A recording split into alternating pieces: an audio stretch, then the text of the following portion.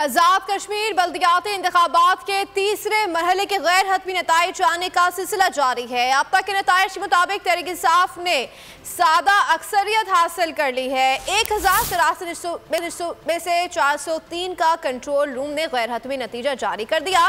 तहरीक इंसाफ 153 नशिस्तों के साथ पहले नंबर पर है। पाकिस्तान मुस्लिम लीग नून 71 नशिस्तों के साथ दूसरे नंबर पर है। पीपल्स पार्टी 50 नशिस्तों के साथ तीसरे, जबकि तहरीक लब्बैक 4 और मुस्लिम कॉन्फ्रेंस ने 3 नशिस्तें हासिल की।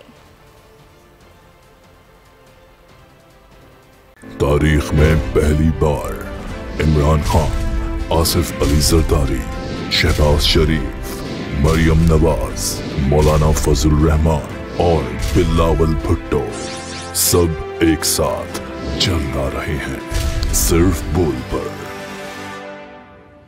सबसे ज्यादा व्यूज और सबसे ज्यादा रेटिंग के साथ बोल आज भी रहा नंबर 1 पर। सब्सक्राइब करें और बेल दबाएं ताकि कोई खबर रह न जाए।